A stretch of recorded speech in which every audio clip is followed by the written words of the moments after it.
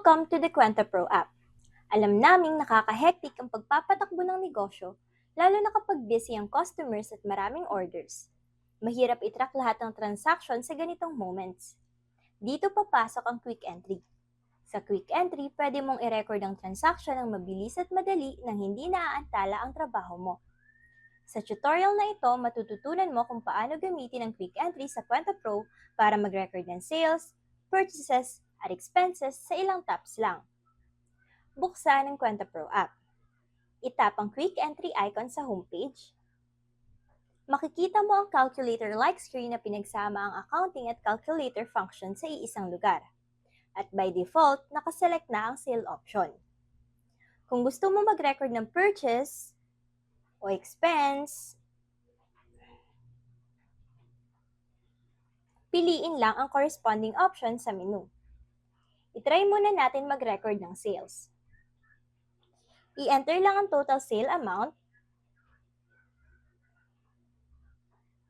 at itap ang record sale.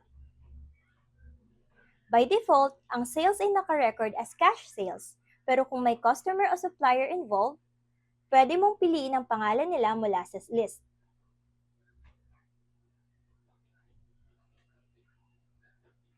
I-enter lang ang amount na natanggap at automatic na ma-update ang customer balance. At ayun, mabilis at accurate na nare-record ang transaction mo. I-try naman natin mag-record ng expense. I-enter lang ang amount, piliin ang category,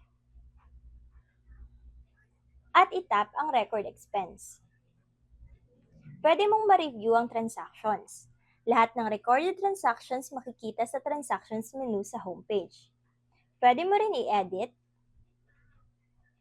o i-review ang anumang transaction dito.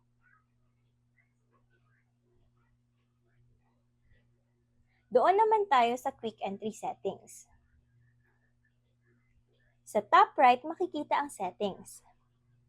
Pwede mong i-activate ang Quick Start para automatic mag-open ang Quick Entry tuwing binubuksan mo ang app. Subukan natin. Ayan, automatic ang Quick Entry feature kapag in-open mo na ang app. Pwede mo rin i-activate ang Notes and Remarks para makapag-add ng extra details sa anumang transaction. Pwede mo rin i-activate ang Enable Date kung gusto mong baguhin ang date para mag-record ng transaction kahit hindi sa current day. Subukan natin.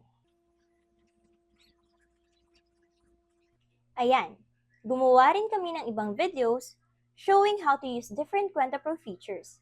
I-check nyo na lang sa aming channel. Salamat!